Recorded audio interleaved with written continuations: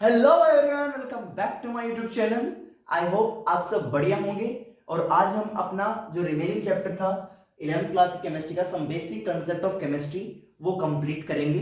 ठीक है, मैंने जो कल वाले वीडियो में था उसमें हमारा मैटर या उसकी क्लासिफिकेशन, अनसर्टेनिटी, डायमेंशनल एनालिसिस और यूनिट्स थी, वो मैं करा चुका हूँ। मैंने ये बोला था कि जो मैटर वाला टॉपिक है, मैटर इस क्लासिफिकेशन, तो उसमें क्या वो थोड़ा एग्जाम पॉइंट ऑफ व्यू से इंपॉर्टेंट है, बाकी इतना नहीं है। ठीक है, लेकिन आपको फिर भी पता होना चाहिए कि डायमेंशन एनालिसिस क्या होते हैं, यूनिट्स क्या क्या होती है हमारी। तो ठीक है, तो आज हम पढ़ेंगे लॉज ऑफ केमिकल कॉम्बिनेशन।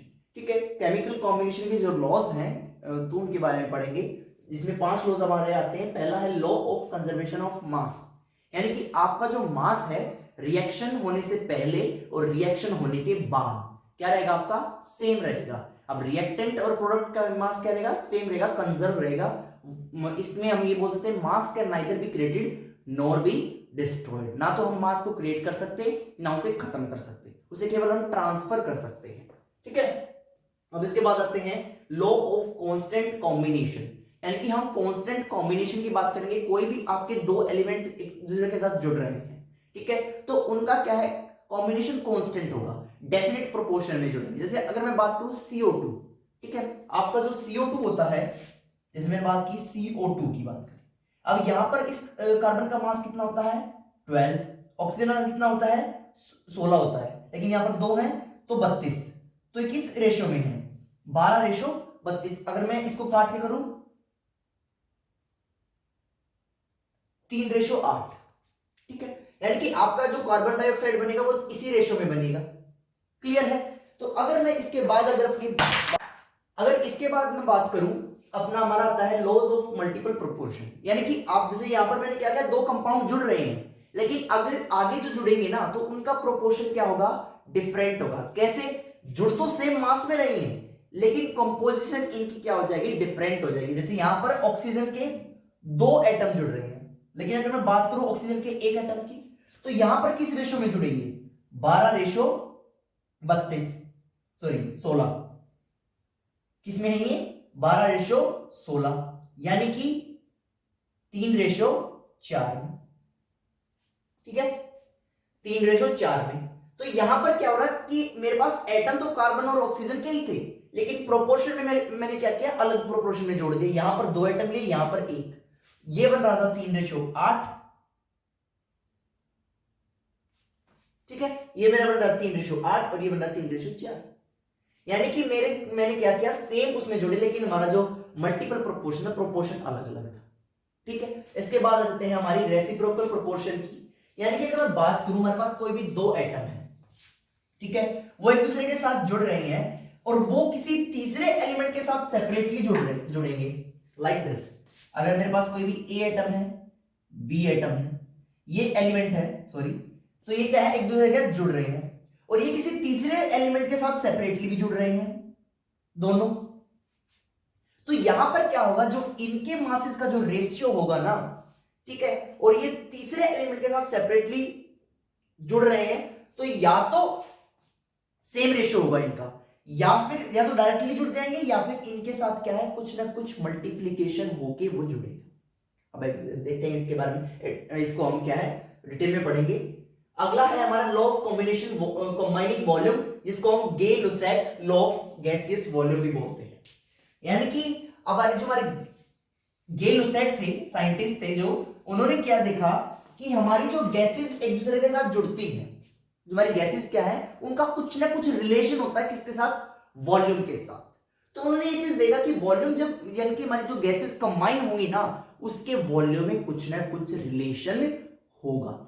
और वो रिलेशन क्या होता है, जैसे कि अगर मैंने एग्जांपल लिया, अगर कोई भी गैस है, मेरी ए गैस है, बी के साथ वो जुड़ रही है और मेरा कोई सी प्रोडक्ट बना रही है, तो इस तरह से रेशियो, अगर मेरा यहां पर 1 रेशियो, ये क्या है, ये 1 वॉल्यूम में है और ये भी 1 वॉल्यूम में है, तो हमारा जो प्रोडक्ट बनेगा वो किसका बनेगा, 2 वॉल्यूम का बन जाएगा। क्लियर है, और रेशियो क्या बन गया, 1:1:2। तो इसी तरह से क्या है, यानी कि हमारे जो गैस जब कंबाइन होती है तो उनके वॉल्यूम में भी कोई ना कोई रिलेशन होता है, कॉम्बिनेशन होता है। ठीक है, तो अभी हम डिटेल में पढ़ते हैं कि क्या कहते हैं हमारे यानी कि अब हम देखेंगे हमारा क्या है, law of conservation of mass क्या बोलता है, in all physical and chemical changes, या कोई भी फिजिकल चेंज हो या कोई भी केमिकल चेंज हो, उस सिचुएशन में हमारा जो total mass of reactant will be equal to mass of product. यानी जो रिएक्टेंट का जो आपका मास होगा ना वो किसके बराबर होगा, टोटल मास, यानी कि आपके कितने भी रिएक्टेंट हैं उन सभी का मास जो मिलाएंगे ना तो हमारे क्या है, प्रोडक्ट के मास के बराबर ही होगा। तो इस सिचुएशन में हम इसको क्या बोल सकते हैं, मास can neither be created nor be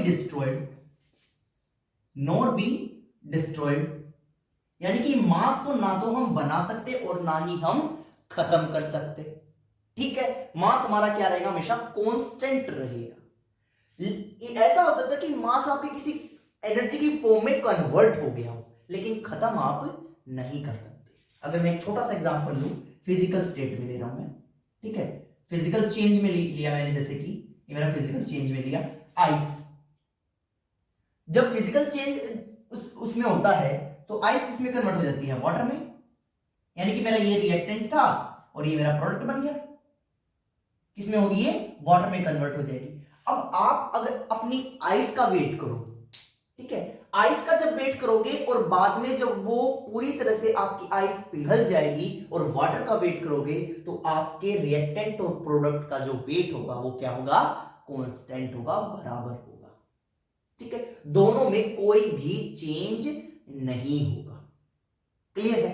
तो यहां पर ये क्या बताया कि आपका क्या है, यही बोल रही थी आपकी डेफिनेशन, फिजिकल चेंज हुआ है, अब केमिकल चेंज का भी एक एग्जांपल ले लेते हैं। जैसे मैंने बात किया केमिकल चेंज की, मैं एक रिएक्शन ले रहा हूं NaCl प्लस AgNO3, तो यहां पर क्या बनेगा, NaNO3 प्लस AgCl। क्लियर है? ये हमारा प्रोडक्ट बन जाएगा।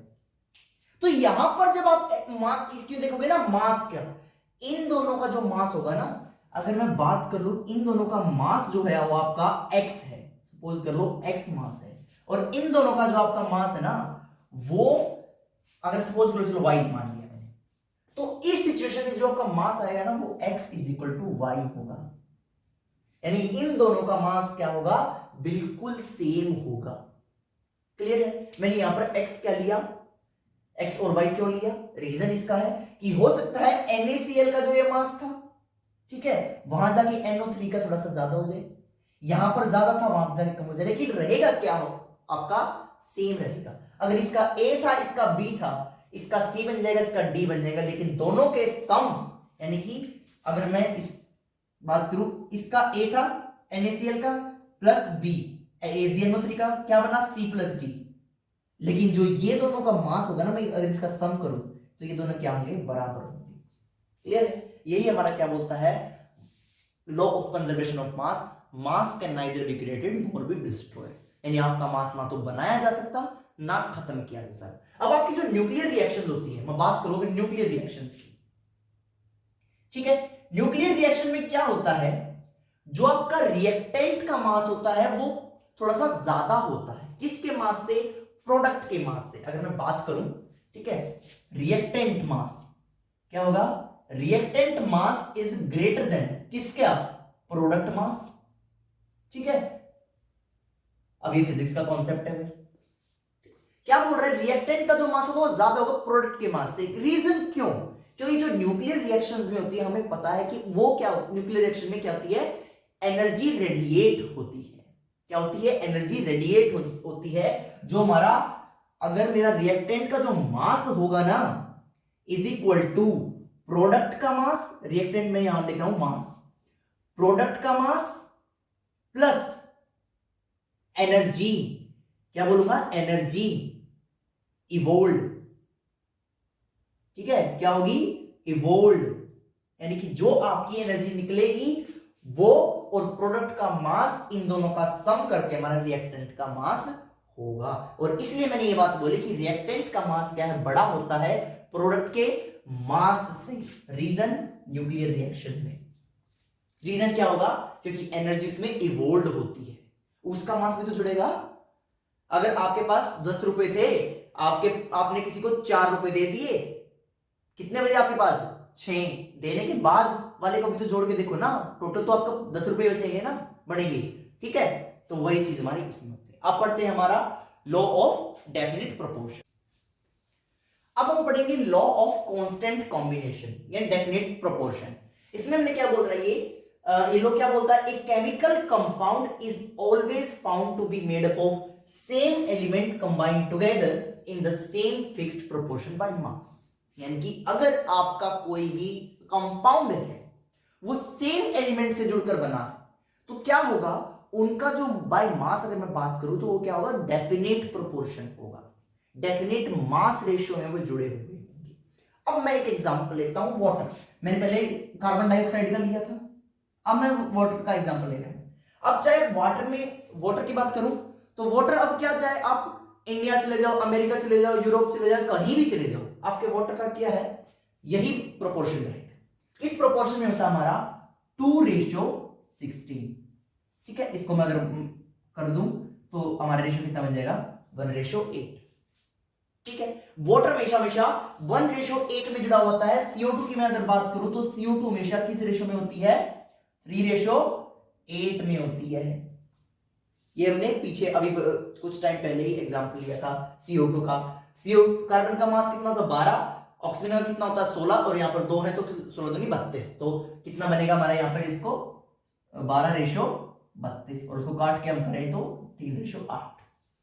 ठीक है, तुम्हारा कार्बन डाइऑक्साइड हमेशा 3:8 में बनेगी और वाटर हमारा 1:8 में बनेगा। ठीक है, अब इसके कुछ क्या होते हैं, लिमिटेशंस है इस लोग की। क्या मैं बात करूं, लिमिटेशंस। अगर मैं बात करूं इसमें, फर्स्ट लिमिटेशन क्या होगी, अगर किसी भी एलिमेंट के आइसोटॉप होंगे। ठीक है, आइसोटॉप क्या होते हैं, जिनका एटॉमिक नंबर तो सेम हो लेकिन एटॉमिक मास क्या हो जाए, डिफरेंट हो जाए। आइसोटॉप, जिस भी एलिमेंट के आइसोटॉप होंगे और वो सेम प्रोपोर्शन में जुड़ने की कोशिश करेंगे तो वहां पर फिक्स्ड मास नहीं होगा। एग्जांपल ले लेते हैं, C12 एंड C14। हमें पता है कि कार्बन का आइसोटोप होता है C14।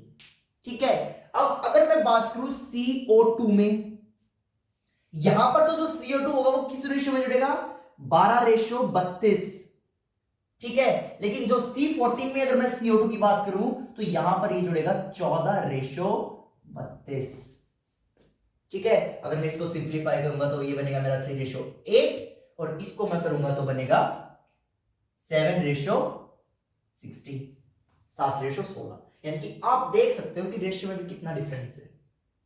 ठीक है, तो इसका मतलब अगर आपके किसी भी एलिमेंट का कोई आइसोटोप है तो वहां पर हमारा law of constant combination applicable नहीं होगा।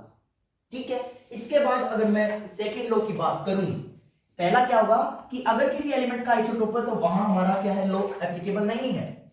सेकंड क्या बात करूं, ठीक है, अगर आपने 2 कंपाउंड लिए, प्रोपोर्शन, एलिमेंट का प्रोपोर्शन सेम है, लेकिन वो जो हमारा कंपाउंड बना है वो केमिकली डिफरेंट कंपाउंड बन गया। लाइक एग्जांपल ले लेते हैं, अगर मैं बात करूं C2H5OH।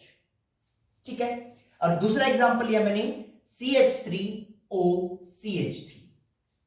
यहां पर मेरे 2 कार्बन है, वहां भी 2 कार्बन है, ऑक्सीजन 1 है, वहां भी ऑक्सीजन 1 है, यहां पर हाइड्रोजन 6 है, वहां भी हाइड्रोजन 6 है, लेकिन ये केमिकली अलग कंपाउंड है, वो केमिकली अलग कंपाउंड है।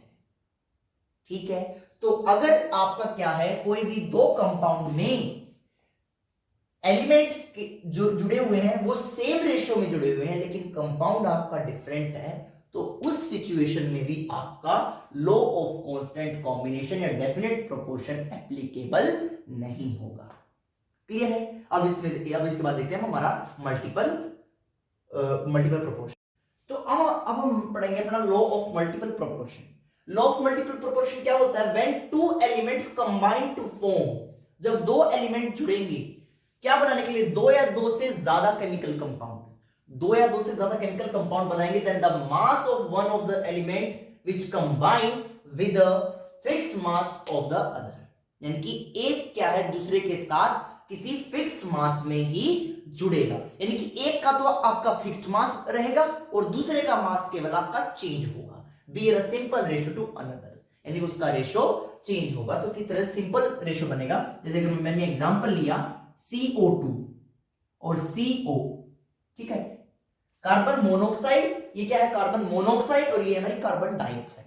इसमें क्या है कार्बन के एक, इसमें भी कार्बन एक, लेकिन अब कार्बन तो मेरा जुड़ा है सेम रेशियो में, क्या बोल रहा था कि combine to form two or more chemical compound then the mass of one of the element which combine with a fixed mass, यानी कि एक क्या है फिक्स्ड मास में जुड़ेगा और दूसरे का मास चेंज होगा। तो कार्बन तो 12 में जुड़ा है, तो 12 रेशियो में जुड़ा है कार्बन तो, लेकिन ऑक्सीजन का यहां पर क्या है 2 एटम और यहां पर 1, तो यहां पर ये जुड़ा है 32 में और वहां जुड़ा है 16 में, ठीक है। इसका बन जाएगा 3:8 और इसका बन जाएगा 3:4, ये मेरा रेशियो, ये मेरे कंपाउंड थे कार्बन और ऑक्सीजन के। इसी तरह से मैं सल्फर और ऑक्सीजन का भी ले सकता हूं, ठीक है। इसके बाद मैं नाइट्रोजन और ऑक्सीजन का भी ले सकता हूं, ये मेरे थे कार्बन के, कार्बन एंड ऑक्सीजन के। इसी तरह से मैं क्या है कार्बन और सल्फर के भी ले सकता हूं, किसके कार्बन के और सल्फर के, किस तरह से सल्फर डाइऑक्साइड और सल्फर ट्राइऑक्साइड, ठीक है। यहां पर जो सल्फर है वो 16 रेशियो कितना 32 और यहां पर 16 रेशियो 48, ठीक है। 1:2 और 1:3 में जुड़ा है, क्लियर है। इसी तरह से मैं अगर बात करूं ये मेरा क्या होगा, सॉरी सल्फर और ऑक्सीजन है, ये कार्बन और सल्फर लिख दिया मैंने यहां पर, ये सल्फर और ऑक्सीजन, सल्फर एंड ऑक्सीजन, ठीक है। इसके बाद मैं अगर बात करूं तो नाइट्रोजन और ऑक्सीजन का भी हो सकता है, नाइट्रोजन एंड ऑक्सीजन का भी हो सकता है। कैसे, नाइट्रस ऑक्साइड ले लूं मैं N2O, नाइट्रिक ऑक्साइड ले लूं मैं NO, ठीक है, N2O3 ले लूं, ठीक है, क्या होगा डाइनाइट्रो ट्राइऑक्साइड, ठीक है। तो हमारा इस तरह से क्या होता है हम अपने अलग अलग रेशो में चेंज कर सकते हैं। जैसे कि हमारा यहाँ कार्बन के 12 रेशो में जुड़ा था, लेकिन ऑक्सीजन क्या है 32 में और इधर क्या हुआ 16 में जुड़ा। इसी तरह से सल्फर का और ऑक्सीजन का, नाइट्रोजन ऑक्सीजन का भी जोड़ सकते हैं, ठीक है, नाइट्रोजन ट्राइऑक्साइड। और इसी तरह से एग्जांपल अगर मैं बात करूं नाइट्रोजन टेट्राऑक्साइड भी ले सकते हैं, इसके बाद नाइट्रोजन पेंटाऑक्साइड भी ले सकते हैं। तो बहुत से रेशियो में क्या है हम जोड़ सकते हैं। अब हमारा आ जाता है रेसिप्रोकल प्रोपोर्शन। अभी हमारा लॉ ऑफ रेसिप्रोकल प्रोपोर्शन क्या बोलता है, ratio of masses of two element A and B, ठीक है। यानी कि मेरे जैसे एलिमेंट क्या है सी और ओ, ऑक्सीजन, ठीक है, किस मास में जुड़ते हैं ये 12, और इसका कितना होता है जब ये जुड़ता है CO2 बनाता है ना, तो इसके साथ कितना होगा 32 में जुड़ता है ये, क्योंकि CO2 में कितने एटम आते हैं ऑक्सीजन के 2। तो अगर ये वही बात बोल रहा है ratio of masses of two elements A and B, ये मेरा ए एलिमेंट ये मेरा बी, इनके मासेस का रेशियो 12:32 व्हिच कंबाइन सेपरेटली, अलग अलग जुड़े हुए हैं, विद अ फिक्स्ड मास, इनका फिक्स्ड मास के साथ अलग अलग जुड़े ऑफ द थर्ड एलिमेंट। अब इनका मास तो फिक्स्ड है, अब ये जुड़ेंगे क्या है किसी थर्ड एलिमेंट के साथ जुड़ेंगे, ठीक है। अब ये जब थर्ड के साथ बनेगा CH4, सबसे स्मॉलेस्ट यूनिट की बात कर रहे हैं यहां पर, ठीक है, CH4। तो यहां पर अगर मैं बात, ये किस में जुड़ता है CO2 और यहां पर H2O, यहां पर एक होता है, जुड़ता किस रेशियो में, ये 16 रेशियो में, और यहां पर 2 में, और इसके साथ किस में जुड़ा है 4 में, और कार्बन यहां पे वही 12, ठीक है। अब और simple multiple of ratio of the masses in which A and B combine, या तो वो डायरेक्ट जुड़ेगा या फिर उसकी क्या है मल्टीप्लीकेशन होगी। कैसे, अब देखो कार्बन डाइऑक्साइड बने में क्या है डायरेक्ट जुड़ गई, ठीक है, सेपरेटली अलग तरह से जुड़ गए, CO2 बना दिया, लेकिन यहां पर जब ये CH4 बना तो हाइड्रोजन की मल्टीप्लाई हुई, कितने हाइड्रोजन जुड़े, यहां पर 4 हाइड्रोजन जुड़े। लेकिन अगर मैं बात करूं वाटर की, जब ये ऑक्सीजन के साथ जुड़ा तो यहां पर हमारे हाइड्रोजन 2 जुड़े, यानी कुछ ना कुछ यहां पर इसके साथ जुड़ा तो अलग मल्टीप्लीकेशन हुई और इसके साथ जुड़ा तो अलग मल्टीप्लीकेशन। ठीक है, यानी कि इनके मासेस का जो रेशियो है वो मल्टीप्लीकेशन से चेंज हुआ। कार्बन डायरेक्ट जुड़ गया, हाइड्रोजन इसके साथ क्या हुआ, डबल मल्टीप्ली, यहां पर कार्बन के साथ डबल मल्टीप्लीकेशन हुई और यहां पर डायरेक्ट जुड़ गया। ठीक है, क्लियर। तो यानी यही बात बोल रहा है कि ratio of masses of two element, दो एलिमेंट के मासेस का रेशियो जो कि जुड़े हुए हैं एक दूसरे के साथ फिक्स्ड मास में, कि फिर ठीक है सेपरेटली, अब ये क्या है, सेपरेटली जुड़े हैं किसी तीसरे के साथ, fixed mass of the third element C, इस थर्ड एलिमेंट सी के साथ फिक्स्ड मास में जुड़ेंगे। ये फिक्स्ड मास में 12, फिक्स्ड मास में 16 में जुड़ा किसी तीसरे एलिमेंट सी के साथ। ठीक है, इज ईदर द सेम, या तो वो डायरेक्ट जुड़ जाएंगे, जुड़ जाएगा ये, या फिर some simple multiple of ratio, कुछ रेशियो की मल्टीप्लीकेशन होगी मासेस के रेशियो की। ठीक है, एक छोटा सा एग्जांपल और ले लेते हैं हम। हाइड्रोजन ऑक्सीजन के साथ में, मेरा हाइड्रोजन ऑक्सीजन ले लेता हूं मैं, और तीसरा एलिमेंट लिया मैंने, यहां पर जो सी एलिमेंट है वो सल्फर ले लिया। अब ये इसके साथ जुड़ेगा, ये इसके साथ, ये इसके साथ, ये इसके साथ जुड़ेगा तो क्या बनेगा H2O, ये जुड़ेगा तो इसके साथ क्या बनेगा H2S, इसके साथ जुड़ेगा तो बनाएगा SO2। यहां पर जुड़ा 16 में, हाइड्रोजन यहां जुड़ा 2 में, वहां भी कितना 2 में, सल्फर यहां पर कितने में जुड़ा 16 में, और यहां पर कितने में जुड़ा, यहां पर भी 16 में।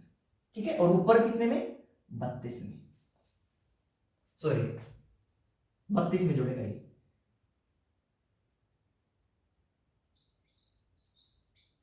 ठीक है, तो हमारा जो हाइड्रोजन है, क्योंकि सल्फर का एटॉमिक नंबर 16 होता है, उसका मास 32 होता है। अब देखो हाइड्रोजन तो दोनों की तरफ, अब मैं ऑक्सीजन के साथ जुड़ा तो भी 2 मास यूज हुआ, सल्फर के साथ जुड़ा तो भी 2 मास यूज हुआ। ठीक है, इन द सेम वे सल्फर जब हाइड्रोजन के साथ जुड़ा तब भी इसका मास 32 यूज हुआ, ऑक्सीजन के साथ जुड़ा तब भी इसका मास 32 यूज हुआ। लेकिन जो ऑक्सीजन है वो हाइड्रोजन के साथ जुड़ते हुए मास इसका 16 यूज हुआ, लेकिन सल्फर के साथ में 32 यूज हुआ। ठीक है, या तो देखो जैसे कि इसमें क्या है डायरेक्ट जुड़ गया, लेकिन इसमें कुछ ना कुछ इसकी मल्टीप्लीकेशन हुई है। तो या तो आपका जो दो सेपरेटली जुड़े हुए ना, ये तीसरे के साथ जब जुड़ेंगे या तो डायरेक्ट जुड़ जाएंगे या कुछ ना कुछ मल्टीप्लीकेशन होगी। ये हमारा बोलता है रेसिप्रोकल प्रोपोर्शन। क्लियर है। अब हम पढ़ते हैं law of combining of volume. तो अब हम पढ़ेंगे लॉ ऑफ कंबाइनिंग वॉल्यूम्स, जिसको हम गे-लुसैक लॉ ऑफ गैसियस वॉल्यूम भी बोलते हैं। तो हमारा कंबाइनिंग वॉल्यूम्स वाला जो लॉ क्या बोलता है, व्हेन गैसेस रिएक्ट टुगेदर, यानी कि जब आपकी दो गैस एक दूसरे के साथ रिएक्ट करती हैं, दे always do so in volumes which bear a simple ratio two one another. यानी कि वो क्या है, वो रिएक्शन जो होगी वो वॉल्यूम्स की फॉर्म में करेंगी और उनका कुछ रेशियो बन जाएगा and to the volumes of the product. ठीक है, जो यानी कि जो आपकी दो गैसेस ने रिएक्शन किया वो वॉल्यूम्स की फॉर्म में किया, वो रेशियो बना लेंगे किसके साथ, जो आपका प्रोडक्ट वॉल्यूम बनेगा ना उसके साथ, प्रोवाइड ऑल मेजरमेंट, फिर उसकी सारी मेजरमेंट क्या होंगी, किसके अंडर करेंगे हम, टेम्परेचर और प्रेशर की सिंपल कंडीशंस के अंदर हम करेंगे। जो हमारी, जैसे कि मैं एग्जांपल ले लूं, मैंने एग्जांपल लिया H2 प्लस Cl2, क्या बना मेरा 2HCl बन गया। ठीक है, यहां पर मेरा H2 का हाइड्रोजन का कितना वॉल्यूम था, 1 वॉल्यूम था, यहां पर क्लोरीन का कितना था, 1 वॉल्यूम था, लेकिन जो मेरा HCl बना है वो कितना वॉल्यूम बन गया, 2 वॉल्यूम बन गया। ठीक है, अब क्या बोल रहा है हमारी जो डेफिनेशन है वो क्या बोलती है, जब दो गैसेस एक दूसरे के साथ रिएक्ट करती हैं तो वो किस में रिएक्ट करेंगी, वॉल्यूम में रिएक्ट करेंगी, और उनका एक रेशियो बन जाएगा किसके साथ, to the volume of the product. ठीक है, to the volume of the product, product के साथ जो वॉल्यूम होगा उसके साथ रेशियो बना लेंगी, और अगर ये गैसेस होगी तो ये रेशियो हमारा क्या बनेगा, 1:1:2, हाइड्रोजन का 1, क्लोरीन का 1, और हमारा जो HCl बना है उसका 2। ठीक है, और फिर जो इनकी जो मेजरमेंट करेंगे ना हम, वो टेम्परेचर और प्रेशर की सिमिलर कंडीशन के साथ करेंगे, क्योंकि ये भी गैस है ये भी गैस है, वो भी। क्लियर है कि सारी की सारी क्या है, गैसेस हो जाएंगी। अब हम बात करते हैं, केवल ये क्या होगा तब आपका रिएक्टेंट भी गैस हो और आपका प्रोडक्ट भी गैस हो, ठीक है, केवल यहां तब एप्लीकेबल। अब मैं बात करूं, हाइड्रोजन ले लिया, ऑक्सीजन ले लिया, और इसके बाद में अगर रिएक्शन करके ये मेरा क्या बन जाएगा, वाटर बन जाएगा 2H2O। ठीक है, यहां पर हाइड्रोजन का कितना वॉल्यूम है, 2 वॉल्यूम है, यहां पर कितना ऑक्सीजन का 1 वॉल्यूम है, और वाटर ये एज अ स्टीम बनेगा। ये मैंने अभी बोला था कि सारे की सारी क्या होंगी, गैसेस होंगी, तभी ये एप्लीकेबल होगा, क्योंकि इसने पहले बोल दिया when gases react together they always do so in volumes if these are also gases. जो प्रोडक्ट बनेगा वो भी क्या होगा, गैसेस होगा। तो यहां पर ये मेरा कितना बना, 2 वॉल्यूम बन गया। तो यहां पर मेरा रेशियो जो बनेगा वो 2:1:2 बनेगा। ठीक है, इस तरह से हम अपनी अमोनिया का ले सकते हैं N2 और H2 अमोनिया बनेगा NH3, इसके साथ यहां 2, ये प्लस में। तो ये रेशियो क्या बनेगा, ये मेरा रेशियो बनेगा 1:3:2। ये मेरा क्या है, अमोनिया के लिए ये रेशियो बन जाएगा। ठीक है, ये भी गैस बनेगी। तो ये हमारा क्या था, लॉ ऑफ कंबाइनिंग वॉल्यूम्स। इसी को हम कंबाइनिंग वॉल्यूम्स का लॉ बोलते हैं। जैसे कि 1 वॉल्यूम इस गैस का था, 1 वॉल्यूम इस गैस का था, और जो हमारा प्रोडक्ट बना वो किस रेशियो का बना, हमारा 2 वॉल्यूम का बना। और इस लॉ को हम क्या बोलते हैं, लॉ ऑफ कंबाइनिंग वॉल्यूम्स। क्या बोलेंगे, लॉ ऑफ कंबाइनिंग वॉल्यूम्स। ठीक है, ये हमारे क्या थे, लॉज ऑफ केमिकल कॉम्बिनेशन थे। अब हम देखते हैं आगे, हम पढ़ेंगे अपना पार्टिकल नेचर ऑफ मैटर। अब हम देखेंगे कि जो हमारा एलिमेंट होता है वो एक दूसरे से अलग क्यों होते हैं, सभी एलिमेंट अलग अलग क्यों होते हैं एक दूसरे से। जब एलिमेंट जुड़ते हैं तो क्या जो कंपाउंड बनता है वो क्यों बनता है, ठीक है, और जो हमारा कंपाउंड होता है वो मिक्सचर से अलग कैसे होता है। ठीक है, तो सबसे पहले ये चीज समझने के लिए, तीनों क्वेश्चन के जवाब देने के लिए हमें सबसे पहले समझना पड़ेगा स्ट्रक्चर ऑफ मैटर। मैटर का क्या स्ट्रक्चर होता है। सबसे पहले अगर हम देखें तो एग्जांपल, अगर हम अपना घर देखें तो घर कैसे बनता है, ईंट से बनता है। वो हमारा बिल्डिंग ब्लॉक होते हैं, जैसे हमारी बॉडी में सेल होता है, वो building block of human body बोल सकते हैं। ठीक है, इस तरह से मैटर की जो बिल्डिंग ब्लॉक होती है वो क्या होती है, वो एटम होता है। ठीक है, हमारे जो ग्रीक फिलोसोफर थे उन्होंने इसका नाम उन्होंने बताया था कि इंडिविजुअल क्या है, पार्टिकल से मिलकर बना, उनको बोलते हैं एटमॉस। ठीक है, इंग्लिश में बोले तो उसको बोल देंगे एटम। ठीक है, अब इसके बाद हमारे इंग्लिश साइंटिस्ट आए जॉन डाल्टन साहब, उन्होंने अपनी थ्योरी देनी शुरू कर दी कि ये इस तरह से करता है, ये वैसे करता है, क्या करता है। अब हम पढ़ेंगे अपनी डाल्टन एटॉमिक थ्योरी के बारे में। जो हमारे डाल्टन साहब आए उन्होंने अपनी एटॉमिक थ्योरी दी, एटम के बारे में बताया कि किस तरह से क्या होता है। ठीक है, इन्होंने पहली चीज क्या बताई, जो हमारा मैटर होता है वो इंडिविजुअल पार्टिकल से मिलकर बना होता है। किससे मिलकर बना होता है, इंडिविजुअल पार्टिकल से, जिसको हम क्या बोलते हैं, एटम बोलते हैं। जॉन भाई साहब ने बताया। ठीक है, जॉन भाई साहब ने क्या बताया, हमारा जो मैटर बनता है वो इंडिविजुअल पार्टिकल से बनता है, जिसको हम बोलते हैं एटम।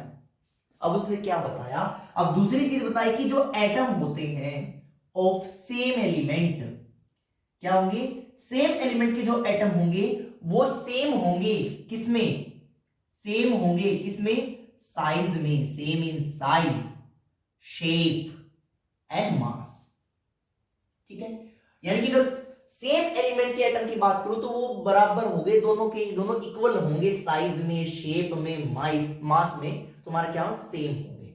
अगर बात करूं third, atom of different element की बात करूं ना, तो वो क्या होंगे, उनकी क्या है, size, mass and chemical properties क्या होंगी, केमिकल प्रॉपर्टीज क्या होंगी, डिफरेंट होंगी। ठीक है, यानी कि उसका साइज, उसका मास, उसकी केमिकल प्रॉपर्टीज सारी की सारी क्या होंगी, डिफरेंट होंगी। ठीक है, अब इसने थर्ड चीज जॉन भाई साहब ने बताया, जब 2 या 2 से ज्यादा एलिमेंट जुड़ते हैं, चाहे वो सेम एलिमेंट के एटम हो, यानी 2 या 2 से ज्यादा जब एटम आपके जुड़ते हैं, चाहे वो सेम एलिमेंट के एटम हो या फिर डिफरेंट एलिमेंट के एटम हो, तो वो क्या बनाएगा, एक मॉलिक्यूल बनाएगा। ठीक है, 2 और मोर एटम कंबाइंस, जुड़ते हैं टू फॉर्म मॉलिक्यूल, क्या जुड़े, क्या बनाएंगे, मॉलिक्यूल बनाएंगे। क्लियर है, अब ये बात बता दी। जोन भाई साहब ने पहले क्या बताया, पार्टिकल्स इंडिविजुअल पार्टिकल्स से बने इसको हम एटम बोलेंगे।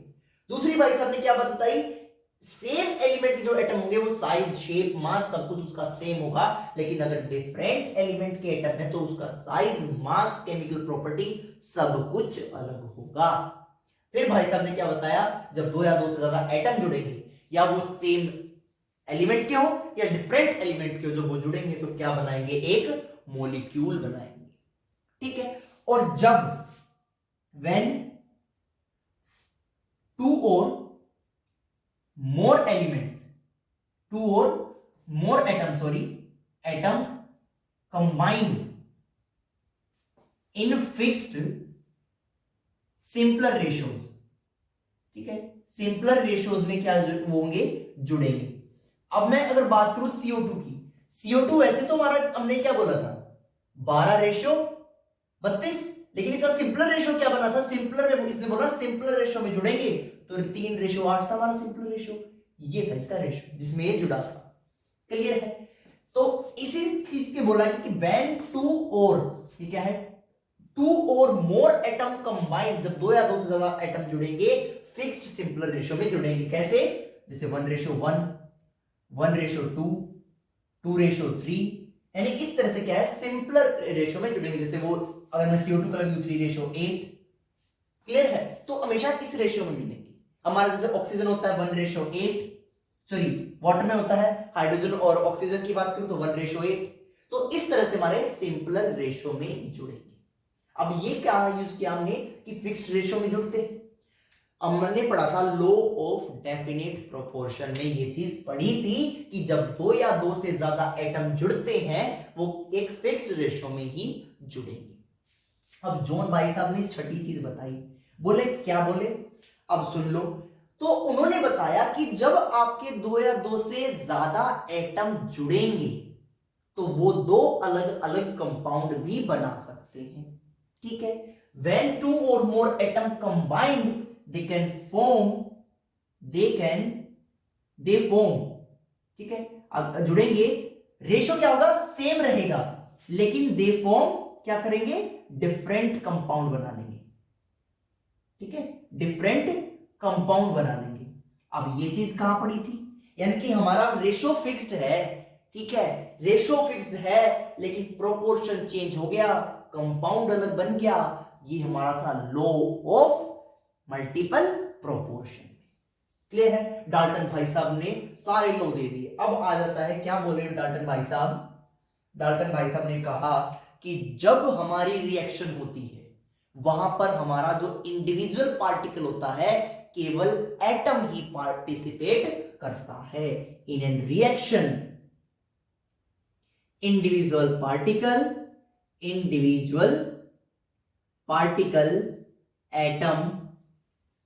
एटम पार्टिसिपेट, ठीक है, पार्टिसिपेट। अब क्या बताया उन्होंने कि रिएक्शन जो होगी ना इंडिविजुअल पार्टिकल की, ठीक है, इंडिविजुअल पार्टिकल ही उसमें हमारी रिएक्शंस में पार्टिसिपेट करेगा। ठीक है, यानी कि हमारा जो एटम होगा वो होल फॉर्म में यूज होगा, फ्रैक्शन में यूज नहीं होगा। अगर मैंने बात करी एक सिंपल सा एग्जांपल लूं, जैसे कि मान लो H2 है प्लस O2 है, गिव्स क्या मिलेगा, H2O। ठीक है, अब मैं इसको क्या कर दूं, आधा कर दूं, ये एग्जांपल सही है। तो इसने क्या बोला, डाल्टन भाई साहब ने बोला जो रिएक्शन में पार्टिसिपेट करेगा ना वो इंडिविजुअल पार्टिकल शो करेगा, यानी पार्टिसिपेट करेगा, कभी भी फ्रैक्शन में हमारा एटम यूज नहीं होगा। तो ये क्या है, इन्होंने भाई साहब ने बोला कि ये चीज गलत है, कभी फ्रैक्शन में तो आएगा ही नहीं। क्लियर है, तो अब भाई साहब ने एक लास्ट चीज बोली, मास कैन नाइदर बी क्रिएटेड। अब इन्होंने बोला था एटम, क्या बोला इन्होंने, atom can neither be created nor be destroyed. क्या बोले भाई साहब, atom can neither be created nor be destroyed, nor be destroyed. अब ये कहां पढ़ा था, ये भी हमने कहां पढ़ा था, हमारे law of conservation of mass में पढ़ा था। अब देखो डाल्टन भाई साहब ने अपना हमारा इंडिविजुअल पार्टिकल एटम के बारे में बताया, मास can neither be created nor be destroyed, कौन सा लॉ था, law of conservation of mass. इसके बाद भाई साहब ने बताया कि मॉलिक्यूल बनाएंगे, फिर इसके बाद फिक्स्ड रेशियो में जुड़ेंगे, लॉ ऑफ हमारा कौन सा हो गया, लॉ ऑफ डेफिनेट प्रोपोर्शन। इसके बाद बोला कि डिफरेंट कंपाउंड बनाएंगे, तो लॉ ऑफ मल्टीपल प्रोपोर्शन, ठीक है। और हमारे सिंपलर रेशियो में जुड़ेंगे तो हमारा बन जाएगा law of reciprocal proportion. Clear है। तो भाई साहब ने इस चार जो हमारे लॉ थे केमिकल कॉम्बिनेशन के, चार लॉ तो बता दिए, लेकिन पांचवा लॉ ऑफ कंबाइनिंग वॉल्यूम्स वो वेरीफाई नहीं कर पाए, यानी कि उसकी एक्सप्लेनेशन दे ही नहीं पाए भाई साहब। तो उस इनकी क्या डाल्टन भाई साहब कुछ लिमिटेशंस रहेगी, वो पढ़ते हैं हम अब। तो अब हम हमारे डाल्टन भाई साहब की लिमिट जो थ्योरी दी थी उसकी लिमिटेशंस पढ़े। अब बड़े तेज थे, चतुर थे डाल्टन भाई साहब, उन्होंने क्या है चार लॉ जो हमारे थे कॉम्बिनेशन केमिकल कॉम्बिनेशन के, वो चारों डिफाइन कर दिए। लेकिन क्या है हमारा जो लॉ था, लॉ ऑफ वॉल्यूम सॉरी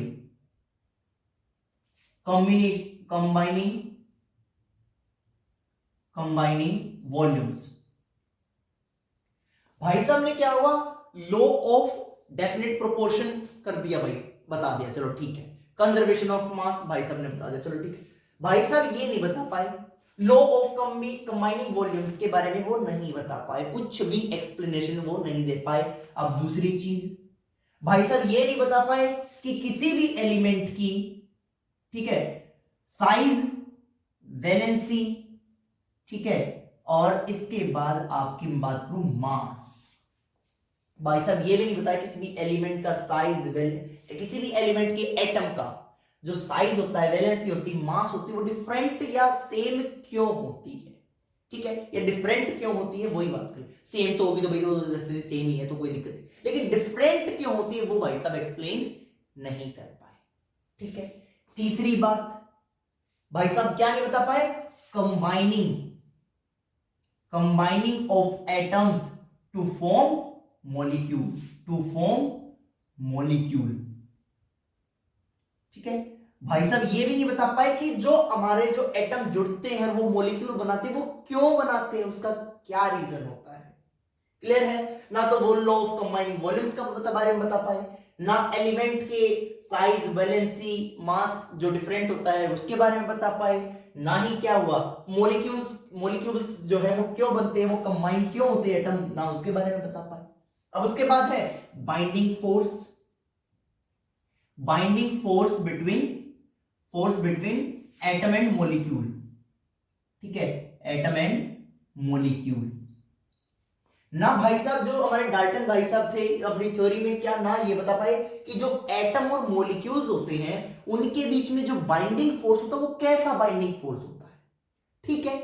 यानी कि बाइंडिंग फोर्स जब कुछ ना कुछ डिफरेंट होगा हर एटम और मॉलिक्यूल में, तभी तो हमारी जो मैटर की तीन स्टेट है, फिजिकल स्टेट्स, सॉलिड, लिक्विड और गैस एग्जिस्ट करती है।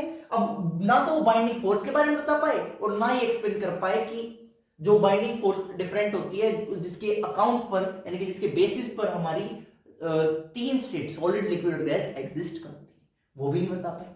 भाई साहब एक और चीज नहीं बता पाए, ठीक है, जो हमारा पार्टिकल होता है, किसका, particle of atom and molecule, ठीक है, जो हमारा एटम और मॉलिक्यूल का जो पार्टिकल होता है ना उसके बीच में भी भाई साहब क्या है, डिस्टिंक्शन नहीं कर पाए, ठीक है। ये हमारी कुछ लिमिटेशंस थी।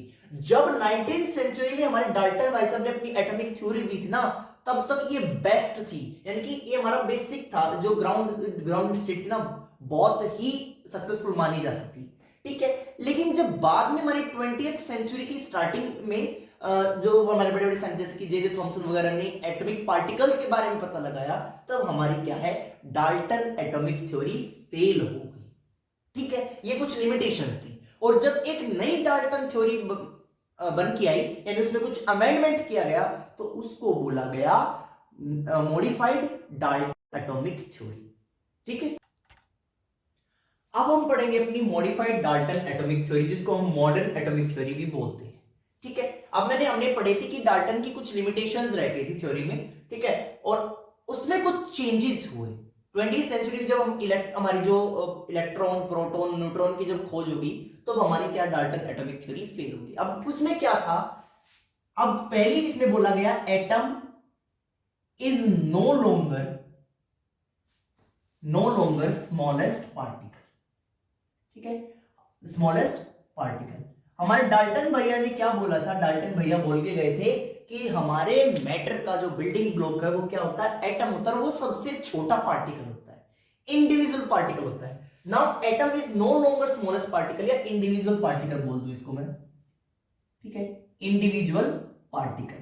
ऐसा क्यों हुआ, क्योंकि जब तक एटम डिस्कवर था तो एटम ही था हमारे पास, लेकिन जब एटम के अंदर हमारे जो इलेक्ट्रॉन, साथ ही प्रोटॉन और साथ ही न्यूट्रॉन, जब इनकी डिस्कवरी हुई तब हमारे क्या है, सबसे जो छोटे पार्टिकल्स हैं वो इलेक्ट्रॉन प्रोटॉन और न्यूट्रॉन कहलाएंगे। इंडिविजुअल पार्टिकल भी यही कहलाएंगे, एटम नहीं, क्योंकि एटम के अंदर तो एग्जिस्ट करते हैं, ठीक है। अब बाय द वे, जब अब हम सोचते हैं कि इलेक्ट्रॉन प्रोटॉन न्यूट्रॉन भी हमारे स्मॉलेस्ट पार्टिकल है, लेकिन नहीं, ऐसा नहीं है। Electron proton neutron smallest particle नहीं है, इनके अंदर भी फर्दर क्या होते हैं, सब पार्टिकल्स प्रेजेंट होते हैं। जैसे कि एटम के सब पार्टिकल्स ये होते हैं, इनके अंदर भी कुछ सब पार्टिकल्स होते हैं, ये आप फर्दर क्लासेस में पढ़ेंगे, जैसे ग्रेजुएशन वगैरह में, तब पता लगता है कि हमारा एटम, जब तक हम सोचते थे कि एटम स्मॉलेस्ट पार्टिकल है, अब सोचते हैं इलेक्ट्रॉन प्रोटॉन न्यूट्रॉन है, लेकिन नहीं, ये भी स्मॉलेस्ट पार्टिकल है ही नहीं, इनके अंदर भी सब पार्टिकल्स एग्जिस्ट करते हैं। अब दूसरी क्या थ्योरी आई, दूसरी बोला गया कि अगर हमारा सेम एलिमेंट है तो उसका डिफरेंट मास भी हो सकता है। Same element can have different mass, क्या बोल सकते हैं, डिफरेंट मास। अब उनका डिफरेंट मास हो सकता है, और जब किसी एलिमेंट का डिफरेंट मास हो एंड सेम एटॉमिक नंबर हो, तो उनको क्या बोलते हैं, हम आइसोटॉप्स बोलते हैं। उनको क्या बोलेंगे, आइसोटॉप्स बोलेंगे। तो इसके बाद हमारी क्या है, जब मॉडिफाइड डाल्टन एटॉमिक थ्योरी, तो वहां पर हमें आइसोटॉप का पता लगा। जैसे अगर मैं बात करूं कार्बन की, कार्बन का क्या होता है, C12 भी होता है और साथ ही C14 भी होता है। अगर मैं बात करूं क्लोरीन की, क्लोरीन का क्या होगा, 35 भी होता है और क्लोरीन का 37 भी होता है। अगर मैं बात करूं हाइड्रोजन की, तो हाइड्रोजन का 1 भी होता है, 2 भी होता है और 3 भी होता है। इसको बोलते हैं हम प्रोटियम, इसको बोलते हैं हम ड्यूटेरियम और इसको बोलते हैं हम ट्रिटियम।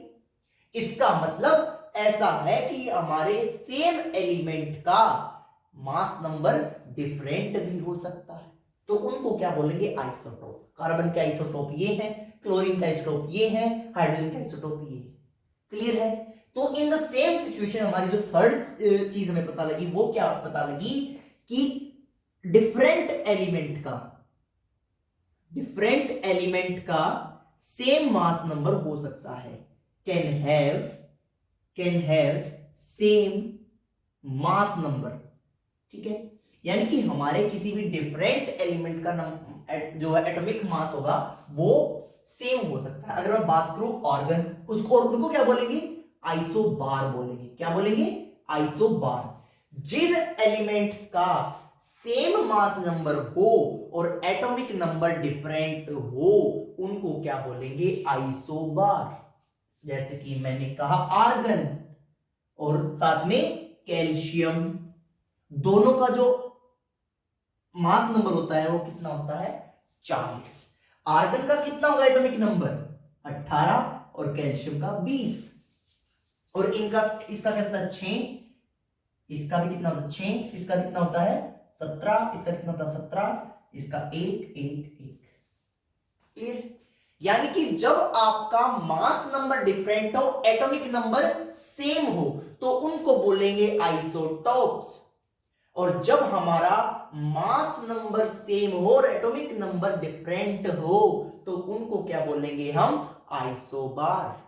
यानी कि इसको एक छोटी सी ट्रिक से याद कर लो कि जो टॉप, अगर टॉप वर्ड आ गया आइसोटॉप, तो उसका मतलब टॉप वाली चीज डिफरेंट होगी।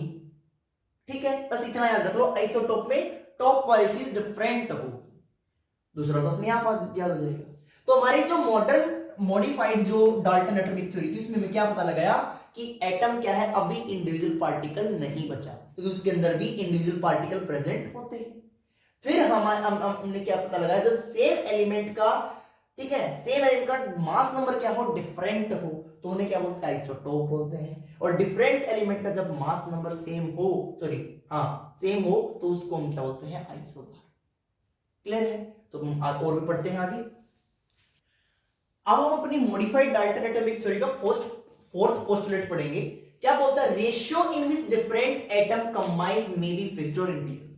ठीक है, अब हम ये क्या बोल रहा है, जैसे मैं एक सीधा एग्जांपल ले लेता हूं, उसके बाद एक्सप्लेन करूंगा। C12H22O11, ये हमारा एग्जांपल है केन शुगर का। ठीक है, केन शुगर का। अब ये क्या बोल रहा है कि जब हमारा जो एटम्स होंगे वो कंबाइन होंगे, ठीक है, एक कंपाउंड बनाएंगे किसी रेशियो में, वो फिक्स्ड भी होंगे, मे बी फिक्स्ड हो सकते हैं या इंटीग्रल भी हो सकते हैं। अब यहां पर रेशियो क्या है, फिक्स्ड भी है, फिक्स्ड भी है एंड इंटीग्रल भी है। कैसे? क्योंकि यहां पर अब केन शुगर बनानी होगी नहीं, तो रेशियो में तो इसी में बनेगी, C12 H22 और O11, 12 22 और 11। ये कैसा रेशियो है, इंटीग्रल रेशियो है। अब देखो यहां 12 है, यहां 22 है, यहां 11 है, अलग है ना, डिफरेंट है ना। तो इसका मतलब है रेशियो तो यही रहेगा, फिक्स भी है और साथ में इंटीग्रल भी है। तो ये क्या बोल रहा है, जब भी हमारे जो एटम है, डिफरेंट एटम्स जुड़ेंगे किसी भी रेशियो में, वो फिक्स्ड और कम इंटीग्रल हो सकते हैं। जो हमारा फिफ्थ पोस्टुलेट है वो क्या बोलता है, atom is the smallest particle, smallest particle to take part in a reaction, to take part in a reaction. यानी कि हमने क्या पढ़ा था कि जो हमारा एटम है वो स्मॉलेस्ट पार्टिकल यानी इंडिविजुअल पार्टिकल नहीं रहा, ये हमने पढ़ लिया, क्योंकि उसके अंदर हमारे इलेक्ट्रॉन प्रोटॉन न्यूट्रॉन एग्जिस्ट करते हैं, सब एटॉमिक पार्टिकल जिन्हें बोलते हैं। क्लियर है? लेकिन यहां पर ये बोल रहा है कि atom is the smallest particle to take part in a reaction, यानी कि एटम अभी भी सबसे छोटा पार्टिकल है जो कि किसी भी रिएक्शन में पार्टिसिपेट करेगा। कैसे? क्योंकि जो हमारे इलेक्ट्रॉन होते हैं, इलेक्ट्रॉन, ठीक है, प्रोटॉन, ठीक है, न्यूट्रॉन, ये हमारे जो तीनों हैं, ये रिएक्शन में तो पार्टिसिपेट नहीं कर सकते। ठीक है ना, तो हमारा क्या है, इलेक्ट्रॉन प्रोटॉन न्यूट्रॉन रिएक्शन में पार्टिसिपेट नहीं करते, इसीलिए एटम अभी भी स्मॉलेस्ट पार्टिकल है जो कि किसी भी रिएक्शन में पार्टिसिपेट करता है। अब हम बात कर लेते हैं, atom is indestructible, atom is indestructible, destructible, ठीक है, इनडिस्ट्रक्टिबल।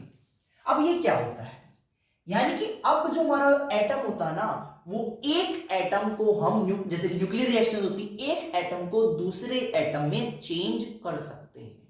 अगर मैं बात करूं, नाइट्रोजन को ऑक्सीजन एटम में चेंज कर सकता हूं मैं, ठीक है, बाय अल्फा रे, अल्फा रे, अल्फा रे में जब इस पर डालूंगा नाइट्रोजन एटम पर, तो हमारा क्या है, ऑक्सीजन में चेंज कर सकता हूं। इसके बाद अगर मैं बात करूं यूरेनियम की, 92 को मैं प्लूटोनियम में चेंज कर सकता हूं, Pu 94 235 239। ठीक है, मैं क्या करूं, जब मैं इसकी न्यूट्रॉन के साथ इंटरेक्शन कराऊंगा ना, न्यूट्रॉन के साथ इंटरेक्शन कराऊंगा, तो हमारा यूरेनियम क्या है, प्लूटोनियम में चेंज हो सकता है। तो हम क्या बोलेंगे, जो हमारा एटम है वो इनडिस्ट्रक्टिबल हो गया। क्लियर है? कि वो एक उससे, यानी कि एक एटम से दूसरे एटम में हम उस एटम को चेंज कर सकते हैं। तो ये हमारी थी मॉडिफाइड डाल्टन एटॉमिक थ्योरी। ठीक है, तो अब हम क्या पढ़ेंगे, एवोगैड्रो हाइपोथेसिस पढ़ेंगे। अभी हमने क्या पढ़ा था कि न्यूट्रॉन के साथ इंटरेक्शन करके हम एक एटम को दूसरे में चेंज कर सकते हैं, तो उस प्रोसेस को हम बोलते हैं ट्रांसम्यूटेशन। अब क्या होता है, जब हम अपने किसी भी एक एटम को दूसरे में चेंज कर रहे हैं ना, तो वहां पर जो है हमारी जो एनर्जी है, ठीक है, अब एक हमारी इक्वेशन होती है E is equal to M C square. ठीक है, यहां पर क्या होगी, जो उसमें कुछ ना कुछ जो एनर्जी रेडिएट हो रही है, law of conservation of mass में हमने किया था कि जो हमारा रिएक्टेंट का मास होता है वो प्रोडक्ट के मास प्लस एनर्जी के बराबर होगा, जो इवोल्व होगी in a nuclear reaction. In the same way, तो जो हमारी न्यूक्लियर रिएक्शंस होती हैं उसमें जो एनर्जी इवोल्व होती है वो हमारे प्रोडक्ट के मास के साथ समअप होके इक्वल टू रिएक्टेंट होती है। क्लियर है, यानी कि वो भी हमारी समअप होगी जो हमारा प्रोडक्ट बनेगा, या तो वो एनर्जी रेडिएट हो रही है या फिर उसमें एब्सॉर्ब हो रही है। ठीक है, अब पढ़ते हैं अब हम अपना पढ़ेंगे एवोगैड्रो हाइपोथेसिस। लेकिन एवोगैड्रो हाइपोथेसिस पढ़ने से पहले हमने क्या पढ़ा था, डाल्टन एटॉमिक थ्योरी पढ़ा था। डाल्टन एटॉमिक थ्योरी में क्या बताया गया था कि जो हमारे एटम जुड़ते हैं ना वो सिंपलर उसमें जुड़ते हैं, रेशो में जुड़ते हैं। लेकिन उससे पहले हमारे गै-लुसैक साहब ने क्या बताया था, गै-लुसैक साहब ने बताया था कि हमारा जो भी जो गैसेस जुड़ती हैं ना वो किस तरह से जुड़ते हैं, वो वॉल्यूम के बेसिस पर जुड़ते हैं। ठीक है, हमने समथिंग इस तरह से पढ़ा था कि अगर मेरे पास वन वॉल्यूम ऑफ कोई भी गैसेस है और दूसरी भी वन वॉल्यूम ऑफ गैसेस है, तो किस तरह से जुड़ती है, टू वॉल्यूम ऑफ गैसेस जुड़ जाती है। ठीक है, ये हमने पढ़ा था। लेकिन अब हमारे पास एक और साहब आए, साइंटिस्ट साहब आए, जिसका नाम था बर्जीलियस। क्या नाम था, बर्जीलियस। अब उन दोनों में बर्जीलियस साहब ने क्या किया, डाल्टन की और गै-लुसैक की दोनों की जो कॉन्ट्राडिक्शन थी, जो दोनों की थ्योरीज थी, उनको क्या करें, मिक्स कर दिया और क्या बोला कि जो एटम होगा ना वो सिंपलर रेशियो में जुड़ेगा, लेकिन साथ ही जो गैसेस जुड़ेगी ना वो सिंपलर रेशियो ऑफ वॉल्यूम्स में जुड़ेगी। ठीक है, और इसके बाद उन्होंने अपना एक हाइपोथेसिस बना के दे दिया। ठीक है, बर्जीलियस ने अपनी हाइपोथेसिस दी और वो क्या दी, बर्जीलियस साहब बोले कि equal volume of all gases, सभी गैसेस का बराबर volume under similar condition of temperature and pressure contain equal number of atom. यानी कि जो आपका वॉल्यूम आप यूज कर रहे हो ना किसी भी एटम को, या जितनी भी गैसेस आपकी हैं उसमें क्या है, बराबर नंबर ऑफ एटम भी यूज होंगे।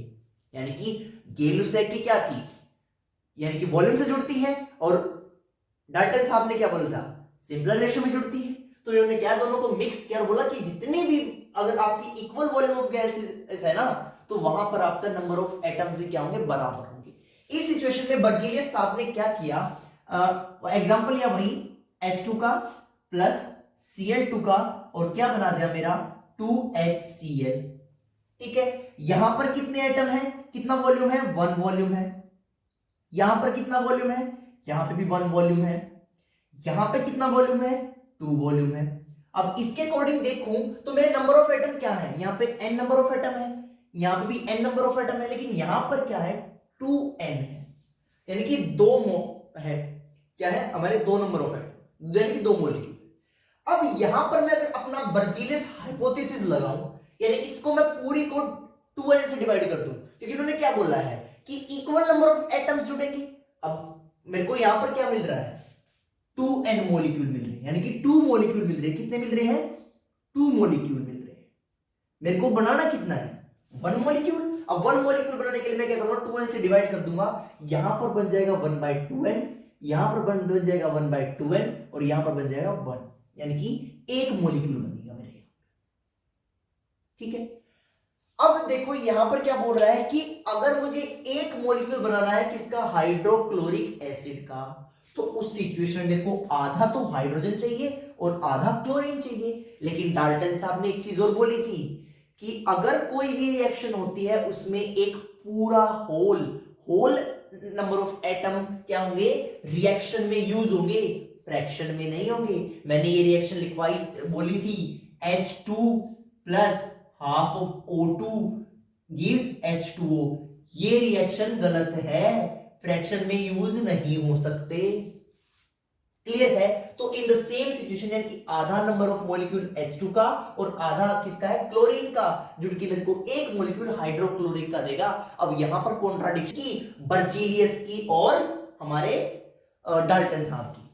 ठीक है, बर्जीलियस ने बोला कि आधा यूज होगा एक बनाने के लिए, आधा दोनों का, लेकिन डाल्टन साहब ने बोला था कि ऐसा हो ही नहीं सकता, क्योंकि हमारा जो पूरा पूरा का पूरा यानी होल एटम यूज होता है रिएक्शन में, आधा यानी फ्रैक्शन में कोई भी एटम यूज नहीं होता। ठीक है, तो अब क्या हुआ, इनकी बातों में यानी कि इन पे कॉन्ट्राडिक्शन हो रहा था, इनमें बहस हो रही थी। ठीक है, इसके बाद आया एवोगैड्रो साहब आगे। कौन थे, एवोगैड्रो साहब। अब इन्होंने क्या बोला, इन्होंने बोला, अब डाल्टन साहब बोल रहे थे कि पूरा का पूरा एटम यूज होगा, फ्रैक्शन में नहीं हो सकता। बर्जीलियस बोला कि आधा यूज होगा एक मॉलिक्यूल बनाने के लिए। अब एवोगैड्रो ने बोला कि अगर कोई भी एटम जो होता है वो स्मॉलेस्ट पार्टिकल तो होता है, लेकिन ये क्या है, इंडिपेंडेंटली एग्जिस्ट कर भी सकता है और नहीं भी कर सकता। अगर मैं बात करूं H2 की, हाइड्रोजन खाली एक एटम यूज वो एग्जिस्ट करेगा ही नहीं, हाइड्रोजन का हमेशा हाइड्रोजन किस फॉर्म में एग्जिस्ट करता है, H2 की फॉर्म में। इसी तरह से क्लोरीन ले लो, Cl2, O2। ठीक है, ये सारे के सारे क्या है, एज अ मॉलिक्यूल इंक्लूड होते हैं। और यही बात एवोगैड्रो ने बताया कि एटम क्या है, एक स्मॉलेस्ट पार्टिकल तो होता है, बट इट कैन यानी कि इट मे और may not be exist freely, यानी ये फ्रीली एग्जिस्ट। अब बात करूं हीलियम की, मे और मे नॉट बोला, हीलियम एग्जिस्ट करता है एज अ सिंगल एटम, लेकिन हाइड्रोजन, क्लोरीन, ऑक्सीजन जितनी भी गैसेस है वो एग्जिस्ट नहीं करती। और अगर बात करूं मॉलिक्यूल की, तो मॉलिक्यूल क्या स्मॉलेस्ट पार्टिकल है और वो as a free particle exist कर सकता है। तो हमारे जो एवोगैड्रो साहब थे उनकी हाइपोथेसिस वहां से जनरेट हुई और उन्होंने क्या बोला कि equal volume of all gases, यानी जितने भी गैसेस का वॉल्यूम होगा ना वो इक्वल होगा, सिमिलर कंडीशन में कंटेन इक्वल नंबर ऑफ, काट दो यहां पर उन्होंने बोला मोलिक्यूल। क्या बोला, मोलिक्यूल, यानी कि हमारा मोलिक्यूल तो एग्जिस्ट कर सकता है आधे में। यहां पर एन क्या लिया उन्होंने, एटम, एटम नहीं लिया, यहां पर क्या लिया, मॉलिक्यूल लिया, क्योंकि एक आधे मॉलिक्यूल में हमारा एक या दो एटम एग्जिस्ट करते हैं। ठीक है, तो हमारा यहां पर मॉलिक्यूल तो आधा क्या करेगा, एग्जिस्ट कर सकता है, बट एक आधा एटम एग्जिस्ट नहीं करेगा किसी भी रिएक्शन के अंदर। ठीक है, तो यहां पर हमारे एवोगैड्रो साहब अपना फायदा उठा के अपनी हाइपोथेसिस दे दी। क्या बोले, equal volume of all gases under similar condition of temperature and pressure contain equal number of molecule not atom. Clear है? यहीं से आगे चीजें पढ़ेंगे हम। तो अभी हमने क्या पढ़ा, एवोगैड्रो हाइपोथेसिस, और इसी को हम क्या बोलते हैं, प्रिंसिपल बोलते हैं, एवोगैड्रो प्रिंसिपल बोल देते हैं। क्या था, equal volume of all gases under similar condition of temperature and pressure contain equal number of molecules. अभी हमने यहाँ पे एग्जांपल भी कर दिया है कि आधा मॉलिक्यूल एग्जिस्ट कर सकता है एक रिएक्शन में, लेकिन आधा एटम नहीं कर सकता। इसका मतलब जो हाइपोथेसिस एवोगैड्रो ने दी वो हमारी डाल्टन के साथ कॉन्ट्राडिक्ट नहीं कर रही है, और वो यानी कि हमारा काम चल जाएगा, वो एग्जिस्ट कर जाती है। अब हम बात करेंगे कुछ एप्लीकेशंस की। ठीक है, किसके एप्लीकेशन की, एवोगैड्रो हाइपोथेसिस की। जो पहली एप्लीकेशन है वो है हमारी calculating atomicity of elementary gases. ठीक है, एलिमेंट्री गैसेस यानी किसी भी हमारी एलिमेंट्री गैस की हम एटॉमिसिटी किस तरह से निकाल सकते हैं। अब एटॉमिसिटी क्या होती है, एटॉमिसिटी होती है, हम किस तरह से बोल सकते हैं, atomicity is defined as the number of atoms in a molecule, यानी किसी भी मॉलिक्यूल के अंदर कितने आपके एटम एग्जिस्ट करते हैं उसको क्या बोलेंगे हम, एटॉमिसिटी बोलेंगे। जैसे कि O2, इस मॉलिक्यूल में हमारे ऑक्सीजन के कितने एटम है, 2 एटम, कितने हैं, 2 एटम, तो इसकी एटॉमिसिटी हो जाएगी 2। अगर मैं बात करूं O3 यानी ओजोन, इसके अंदर 3 एटम है, तो इसकी एटॉमिसिटी हो जाएगी 3। क्लियर है? तो इस तरह से हम एटॉमिसिटी निकाल सकते हैं। एग्जांपल और लेते हैं, जैसे कि मेरे पास H2 plus O2 gives 2H2O, ये यहां पर 2 आएगा। ठीक है, अगर मैं इसकी बात करूं तो यहां पर ये यूज हो रहा है 2, क्या 2 वॉल्यूम, इसका 1 वॉल्यूम, और 1 कितना रहा है 2 वॉल्यूम। अगर मैं इसको एनिमेट करूं तो यहां पे 2n 1n और यहां पर भी 2n, डिवाइड कर दूंगा पूरे को 2n से, ये बनेगा n हाफ ऑफ n और ये बन जाएगा n। ठीक है, अभी मेरा जो ऑक्सीजन की निकाल रहा हूं मैं, तो यानी कि half of molecule, half of molecule is equal to 1 atom, किसका, ऑफ ऑक्सीजन, किसकी बात कर रहा हूं, ऑफ ऑक्सीजन। अब आधा मोलिक्यूल है उसमें, आधा एक एटम है ऑक्सीजन का। अगर मैं बात करूं किसकी, इस 2 को मैं उधर मल्टीप्लाई करूं, या मैंने हाफ या 2 से मल्टीप्लाई करूं दोनों तरफ, 2 से मल्टीप्लाई करूंगा तो ये कट जाएगा, तो 1 molecule is equal to 2 atom. ठीक है, कितने बन गए 2 एटम, और 2 एटम इसका मतलब इस ऑक्सीजन की एटॉमिसिटी कितनी है 2। क्लियर है, इसी तरह हम इसका निकाल सकते हैं, जो n मोलिक्यूल यानी कि हमारे जो कितना है 2n, यहां पे हाफ था यहां पे 1 है, 1 मोलिक्यूल इज इक्वल टू कितना एटम है, 1 एटम होता है, सॉरी 2 एटम होगा, यहां पे कितना है 1 एटम यूज किया, 1 मोलिक्यूल में कितने हैं 1 एटम यूज होगा।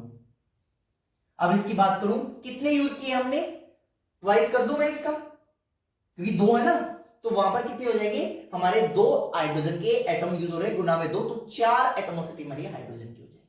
क्लियर है, तो यही हमारा क्या है, जितने एटम आपके यूज हो रहे हैं उतने ही हमारी क्या कहलाएगी, एटोमिसिटी कहलाएगी। अब देखते हैं अगला एप्लीकेशन।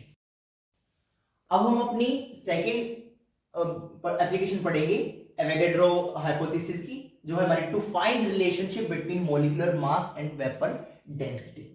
अब हमारी जो वेपर डेंसिटी होती है वो क्या होती है, vapour density is equal to density of gas, कोई भी गैस है उसकी density upon density of H2 gas, ठीक है, हाइड्रोजन की। ठीक है, अब हम क्या ले लेंगे, mass of certain volume, certain volume of gas at standard temperature pressure. ठीक है, अब स्टैंडर्ड टेम्परेचर कितना होता है 273 केल्विन होता है, हमारा जो प्रेशर होता है 1 एटॉमिक होता है, प्रेशर होता है। ठीक है, अब इसके बाद में करूं मास ऑफ सर्टेन वॉल्यूम या फिर सेम वॉल्यूम। ठीक है, इसको हम क्या लिख सकते हैं, सेम वॉल्यूम, उसी वॉल्यूम पर लेना है, किसका, volume of H2 gas at standard temperature pressure. ठीक है, अब ये किसके बराबर होगा, हम इसको ले लेंगे मास ऑफ N मोलिक्यूल, किसके molecule of gas upon mass of N molecules of H2 gas. ठीक है, अब मास ऑफ N मोलिक्यूल्स की क्या होगा, is equal to mass of gas of 1 molecule. ठीक है, N की बात करते हैं, अब 1 मोलिक्यूल की बात करते हैं, इसके बाद में क्या होगा, mass of H2 of 1 molecule. ठीक है, अब एक मॉलिक्यूल में कितने हाइड्रोजन, कितने एटम होते हैं, 2 एटम। ठीक है, तो वेपर डेंसिटी क्या हो जाएगी हमारी, इसको मैं ट्वाइस लिख देता हूं मैं, वेपर डेंसिटी,